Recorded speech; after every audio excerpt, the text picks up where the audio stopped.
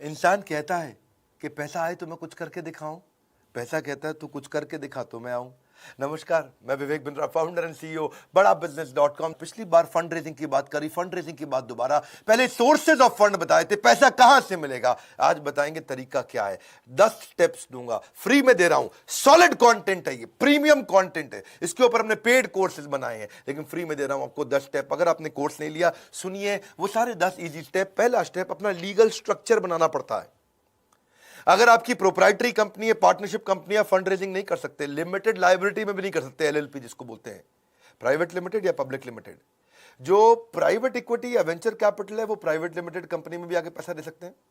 Private equity और venture capital, PE and VC, ये private limited company में देते हैं। लेकिन अगर आपको आईपीओ, तो फिर उसके लिए आपको पब्लिक लिमिटेड कंपनी में जाना पड़ता है। तो पहले तो अपनी कंपनी का लीगल स्ट्रक्चर ठीक कर लो, फिर आते हैं दूसरे स्टेप पे। अब थोड़ा मार्केट का रिसर्च अच्छा करके रखिए। कितना कस्टमर है आपकी मार्केट में। अगर आपकी उबर है तो सब आपके कस्टमर बन सकते हैं, स्विगी है तो सबको खाना है, उबर है तो सबको जाना है। स्विगी है तो सबको खाना है, उबर है तो सबको जाना है। पहले देखो कि आपके पास कस्टमर कितना है मार्केट में, मार्केट का रीच, मार्केट का साइज, कितने कस्टमर है आपके प्रोडक्ट को लेकर मार्केट में, क्या प्रॉब्लम आप सॉल्व कर रहे हैं। लेकिन इसके अलावा ये भी रिसर्च करके रखो कि आप कितना रेवेन्यू कमा सकते हैं, मार्केट में आपकी पोजीशनिंग क्या है, आरओआई कैसा आ रहा है, आपका ब्रेक इवन कितने दिन में हो जाएगा, प्रॉफिटेबिलिटी आपकी कैसी है। तो किसी चार्टर्ड अकाउंटेंट को ले लो, किसी एमबीए फाइनेंस को ले लो जो आपका दोस्त है, आजू बाजू किसी को ले लो, वो सारी चीजें निकालेंगे बैठ करके। अपनी कॉम्पिटिटिव एडवांटेज देखो, कंपटीशन को छोड़ के कस्टमर आपके पास क्यों आए, आपका विजन क्या है, फ्यूचर प्लान क्या है, स्टाफ कितना चाहिए, टेक्नोलॉजी कैसी चाहिए। जब आपका ये रेडी रहेगा तो आप तीसरे स्टेप पे जाइए। क्योंकि जब आप किसी इन्वेस्टर के पास जाएंगे, आपकी बजट शीट जरूर चेक करेगा। पैसा क्यों चाहिए तुमको, हाँ, अपना घर बनाने के लिए चाहिए, अपनी गाड़ी खरीदने के लिए चाहिए, तुमको कहाँ जाना, लंदन घूमने जाना, उसके लिए पैसा चाहिए, नहीं नहीं सर, उसको मैन पावर के लिए चाहिए। लीगल खर्चे होते हैं, ट्रेनिंग की कॉस्ट होती है, मार्केटिंग की कॉस्ट होती है, तनख्वाह पेरोल की कॉस्ट होती है, सेल्स करने के लिए एडवर्टीजमेंट करनी पड़ती है, एचआर की कॉस्ट है, टेक्नोलॉजी की कॉस्ट है। आपके पास कुछ क्वेश्चंस के आंसर होने चाहिए। आप उस पैसे का क्या करेंगे उसको लिख लीजिए। जब आप बताएंगे तो इन्वेस्टर को विश्वास होता है। आप वो पैसे को कैसे यूज करेंगे, कितना पैसा चाहिए आपको, कहां कहां कितना कितना बजट बना के खर्च करेंगे, कैसे इस खर्चे को ऑप्टिमाइज करेंगे, कम खर्चे में ज्यादा काम कैसे करके दिखाएंगे, इसके लिए आपको कन्विंस करना होगा। अगर आपको 100 रुपए की जरूरत है तो इन्वेस्टर को दिखाइए 15 रुपए मैंने डाले, 15 रुपए मेरे पार्टनर ने डाले, हमारे पास होगा 30 रुपए, हम अपने भी लगा रहे हैं, 70 आप दे दो। उसको थोड़ा विश्वास होगा कि 100 में 30 ये लगा चुका है, 70 नहीं, ऐसा करता हूं मैं 40 दूंगा, 30 तुम्हें किसी से दिलवा दूंगा। वो बात करने में इंटरेस्ट लेगा। लेकिन आप बोलोगे मुझको 100 रुपए चाहिए, अपना तो मैं लगाऊंगा नहीं, आप ही पूरे दे दो, गड़बड़ हो जाएगी। चौथा पॉइंट, अब रिसर्च करिए। आपने बजट शीट बना लिया है, अपने बिजनेस को समझ लिया है। अब देखिएगा कि इस समय अगर आपका बिजनेस बढ़िया है, कौन सा इन्वेस्टर है आपकी इंडस्ट्री में, आप फार्मा में, एफएमसीजी, क्लोथिंग में, एजुकेशन में, टेक्नोलॉजी में, ई कॉमर्स में, B2C, B2B, हर एक के अलग प्रकार के इन्वेस्टर होते हैं। आपको सही इन्वेस्टर के पास जाना, नहीं तो हर जगह मेहनत करोगे, दीवार को धक्का नहीं लगाते, 100 जगह बिना बात के नहीं जाते। इसके लिए इन्वेस्टमेंट बैंकर्स होते हैं, आई बैंकर। इसकी एक पूरी लिस्ट है, हमने अपने फंड रेजिंग कोर्स में भी दिया है, एवरीथिंग अबाउट एंटरप्रेन्योरशिप में भी दिया है, कौन कौन इन्वेस्टमेंट बैंकर है मार्केट में, कौन से इन्वेस्टमेंट के लिए, कौन से फंड के लिए कौन सा इन्वेस्टमेंट बैंकर काम आएगा आपको। इन्वेस्टमेंट बैंकर कौन होता है, 2% 3% कमीशन लेता है बीच में। अगर आपको 100 रुपए दिलाएगा, 2 रुपए रख लेगा, तो वो एक दलाल, साधारण भाषा में, कठोर भाषा में बोलेंगे। वैसे बिजनेस की भाषा में उसको इन्वेस्टमेंट बैंकर या आई बैंकर या मर्चेंट बैंकर, इन 3 नामों से पॉपुलर होते हैं। सिकोया कैपिटल के आपको फिनटेक में पैसा लगाता है आजकल, RPG venture, FMCG, health wellness में लगाता है। आपका बिजनेस कौन सा है ये देखो। आप ई कॉमर्स में जा रहे हो तो एसएल पार्टनर अच्छा कर रहा है, कंज्यूमर बिजनेस सर्विसेज में जा रहे हो, नेक्सस वेंचर कर रहा है। इसकी पूरी लिस्ट हमने बनाई है। पूरी लिस्ट यहाँ यूट्यूब वीडियो बनाना मुश्किल होता है। अगर आप सीरियस कस्टमर हैं, बायर हैं, आपको वास्तव में आपको चाहिए कि भाई मुझे कोई पैसा मिल जाए, पैसा मिलना मुश्किल नहीं है, कुछ बेसिक चीज़ें चाहिए। आप ये 3 घंटे का कोर्स पूरा अटेंड करिए, या कुछ वीडियोस की सीरीज, ये कोर्सेज हैं, एवरीथिंग अबाउट एंटरप्रेन्योरशिप के साथ अभी ये फ्री में मिल भी रहा है कोर्स, आप ले सकते हो उसको। इन्वेस्टर ढूंढते ढूंढते अगर हो गए परेशान तो फंड रेजिंग कोर्स को ज्वाइन करो। 400 इन्वेस्टर की लिस्ट आपकी जिंदगी बना देगी आसान। मत हो परेशान, जिंदगी बनेगी आसान। इसके बाद 5वां पॉइंट, पिच डेक तैयार करो। जब जाओगे इन्वेस्टर के पास बोलोगे क्या, पिच मतलब उसको बोलना, डेक मतलब आपकी पूरी प्रेजेंटेशन। तो आप उसको समझाओगे, कन्विंस करोगे, तो कैसे करोगे। आपको सबसे पहली चीज बतानी पड़ेगी, पैसा कितना चाहिए, क्यों चाहिए, कैसे खर्च करोगे। और फिर आपको ये समझाना पड़ेगा आरओआई, आरओआई, आरओआई, सामने वाले को कमाई कैसे होगी, वो कैसे ग्रो करेगा। इसको बोलते हैं पिच डेक।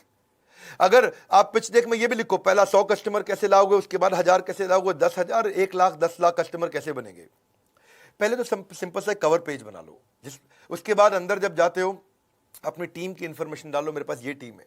इन्वेस्टर देखना चाहता है कि आपकी टीम में दम कितना है, आपकी टीम एग्जीक्यूट कर पाएगी कि नहीं कर पाएगी। पैसे तो चलो मैं लगा दूंगा, क्या सोचता है इन्वेस्टर, पैसे तो मैं लगा दूंगा, लेकिन क्या आपकी टीम में वो क्षमता है कि आपके आइडिया का एग्जीक्यूशन कर दे। आपको अपनी प्रोडक्ट और टेक्नोलॉजी की डिटेल देनी पड़ेगी। मैं क्या प्रोडक्ट बना रहा हूं, क्या टेक्नोलॉजी बना रहा हूं, कैसे बनाऊंगा, कितने दिन में बनाऊंगा, क्या बिजनेस का मॉडल है, कस्टमर आएगा कैसे। आपका कॉम्पिटिटिव लैंडस्केप का मतलब आसपास कितने कॉम्पिटिटर हैं इस धंधे में, आपके बिजनेस में और कितने तरह के कॉम्पिटिटर घुस चुके हैं, आपके करंट फाइनेंशियल कैसे हैं, पिछले 1 साल से 2 साल से आप बिजनेस कर रहे हो, थोड़ा मोटा किया है आपने, ज्यादा नहीं किया, थोड़ा किया है आपने, 10 लाख, 50 लाख, 1 करोड़ या कुछ भी छोटा सा बिजनेस किया है, खाली आइडिया है। तो आइडिया है तो मार्केट साइज की अपॉर्चुनिटी बताओ, भाई मार्केट इतनी बड़ी है, मेरा आइडिया अच्छा है, थोड़ा पैसा दे दो, सीड फंड। करंट फाइनेंशियल नहीं है तो आप थोड़ा कुछ आइडिया बताना पड़ेगा, आपको नीड बतानी पड़ेगी उसका। देखिए नीड यूजेज की हमने बात तो कर ली, आपको शेयर होल्डर की इंफॉर्मेशन देनी पड़ेगी कि भाई ये शेयर होल्डर होने वाले हैं, ये मेरे 2 पार्टनर हैं, को फाउंडर है, ये टेक्नोलॉजी पे काम करता है, ये सेल्स पे काम करता है, ये प्रोडक्ट पे काम करता है, हम 3 को फाउंडर हैं, 33% के, या 4 को फाउंडर है, 25% के, चारों के अलग अलग काम है, चारों मजबूत लोग हैं, तो सबके मिला के 100% हुए। आपने उस इन्वेस्टर को बुलाया, बोला आप इतना पैसे दे दो, हम 20% आपको दे देंगे, तो जिन सबके 25% शेयर वो घट के 20% रह जाएंगे, यानी कि 80% आप लोग के पास रहेगा, 20% इन्वेस्टर के पास चला गया शेयर। तो इन्वेस्टर को वो सारी इंफॉर्मेशन चाहिए, वो जानना चाहता है कि कंपनी की वैल्यू आज अगर 1 करोड़ है तो ये 100 करोड़ कैसे होगी। तो जो मैंने 20% दिया है आपको, जो आपके 20% शेयर लिए हैं, तो जब 1 करोड़ से 10 करोड़ या 1 करोड़ से 100 करोड़ के आप हो जाओगे तो मेरी भी कंपनी की 20% जो मेरे शेयर है उसकी वैल्यू बढ़ जाती है। इन्वेस्टर क्यों आता है, इन्वेस्टर को आरओआई रिटर्न चाहिए। अब आता छठा पॉइंट, अपनी इन्वेस्टर पिच को और अच्छा करो, उसको परफेक्ट करो। कैसे परफेक्ट करोगे आप इन्वेस्टर से बात कैसे करोगे, प्रोसीड कैसे करोगे, अपने आप को प्रेजेंट कैसे करोगे, अपनी टीम को कैसे प्रेजेंट करोगे, उसको ईमेल कैसे लिखोगे आप, वो आपको कैसे रिस्पॉन्ड करेगा, गो हेड कैसे होगा। तो बेसिकली कुछ मिस्टेक्स है जिनका ध्यान रखना है। पहले कभी ये मत बोलिए मेरा कोई कंपटीशन ही नहीं है। आप बता सकते हैं, अगर वास्तव में भी नहीं है तो बताएं कि एक कमजोर कंपटीशन अभी बिगिन हुआ है, आप मार्केट में फर्स्ट मूवर एडवांटेज है, नहीं तो हमेशा बताइए कि ये लैंडस्केप है। अनरियलिस्टिक प्रोजेक्शन मत दीजिए। आपको लगता है कि आप धंधा करेंगे 10 करोड़ का, बोल दें 1000 करोड़, तो फिर पर्दाफाश हो जाता है। क्लैरिटी होनी बहुत जरूरी है। जब क्लैरिटी नहीं होती है तो भी इन्वेस्टर पकड़ लेता है इस बात को। अगर इन्वेस्टर आपको क्रिटिसाइज करता है, आपकी कोई गलती निकालता है, तो उसको पर्सनली मत लीजिए। ऐसा नहीं कि आप दुखी होकर बैठ जाएं, ये कैसे मेरे बारे में इतनी कमी निकाल रहा है। और ऐसा नहीं कि बहुत कंजर्वेटिव नंबर दे दो, अग्रेसिव नंबर नहीं देना। आपने 10 करोड़ को 100 करोड़ नहीं बताना, वो तो मैंने बताया, लेकिन ऐसा ना हो कि 10 करोड़ को आप 1 करोड़ बता बैठो। तो कंजर्वेटिव भी नहीं देना, बहुत एग्रेसिव भी नहीं देना, रियलिस्टिक नंबर दीजिए। अनप्रोफेशनल लुक होती है कभी कभार, या बहुत ज्यादा हीरो बन के जाते हैं। अभी हमारे एक दोस्त हैं, वो बहुत बड़े इन्वेस्टर हैं, वो कहते हैं कि मैंने इन्वेस्टमेंट के लिए मेरे पास एक पिच आई थी, बड़ी अच्छी पिच थी, वो बिजनेस मॉडल उसका अच्छा था। मैंने उसको 5 स्टार बुलाया, 5 स्टार होटल में एक मीटिंग करने के लिए। मैंने पूछा वाइन लेते हो, बोला मैं विस्की लेता हूँ, बड़ी कोई महंगी विस्की बता रहा था वो, सिंगल मॉल्ट 18 ईयर।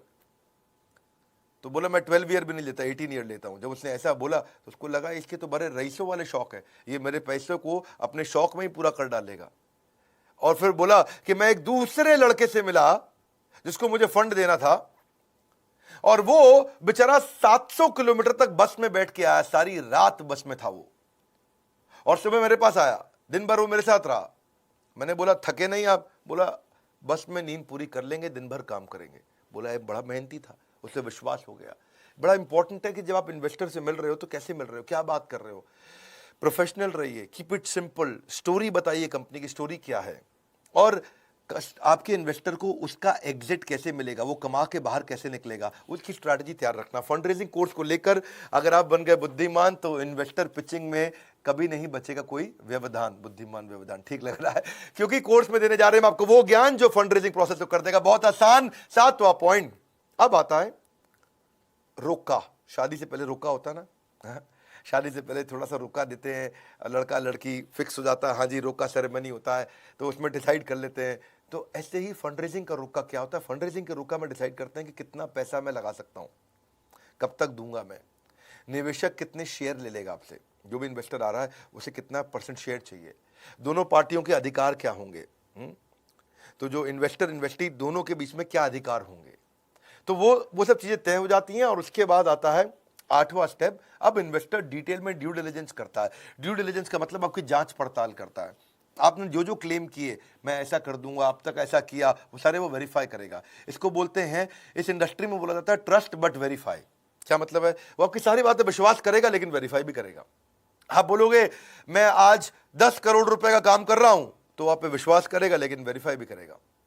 ऐसा नहीं बोलेगा मैं नहीं मानता तुम कर रहे होगे, वो विश्वास करेगा, बहुत अच्छी बात है, 10 करोड़ दैट्स वेरी गुड, लेकिन बाद में आके आपके पेपर्स चेक करेगा, वेरीफाई करेगा। ट्रस्ट बट वेरीफाई, इसके लिए किया जाता है ड्यू डिलिजेंस, तो जांच पड़ताल साधारण भाषा में। वो आके आपके बिजनेस के प्रोसेस को समझेगा, आपके बिजनेस के मॉडल को इवैल्यूएट करेगा, आपके साथ में बाइंडिंग अग्रीमेंट डिसाइड करेगा, आपके फाइनेंस को चेक करेगा, आपकी बैलेंस शीट देखेगा, आपका प्रॉफिट एंड लॉस स्टेटमेंट देखेगा, कैश फ्लो स्टेटमेंट देखेगा, कंपनी में कहीं कोई कर्जा तो नहीं चल रहा, पहले से कोई लोन तो नहीं चल रहा, आज रेवेन्यू कैसे है, पिछले 3 साल में कितने बड़े, उसको बोलते हैं CAGR, compounded annual growth rate. भाई 3 साल पहले आप 1 करोड़ पे थे, पिछले साल आप 10 करोड़ पे थे, इस साल आप 30 करोड़ पे जा रहे हो, तो उसको लगेगा अरे ग्रो कर रही है, लगातार ग्रो कर रही है, तो उससे उसको विश्वास आ जाएगा। इसको बोलते हैं ड्यू डिलिजेंस, जांच पड़ताल। पिछले साल की ग्रोथ की रेशियोज आके निकालेगा आपके साथ, आपके मार्जिन चेक करेगा कि फाइनली बचता कितना है। ऐसा तो नहीं कच्चे पक्के का धंधा कर रहा है, पैसा निकाल के कच्चा जेब में रख लेता है, कैश का काम कर रहा है। आपकी इन्वेंट्री घूमती कितनी जल्दी है, कौन सी इन्वेंट्री वेस्ट हो जाती है, डेट टू इक्विटी रेशियो कितना है, कर्जे का बहुत ज्यादा भार तो नहीं है, करंट रेशियोज कैसी है, कई रेशियोज होती हैं। तो आप अपने फाइनेंशियल्स को किसी चार्टर्ड अकाउंटेंट के साथ ठीक कर लीजिएगा ड्यू डिलिजेंस से पहले।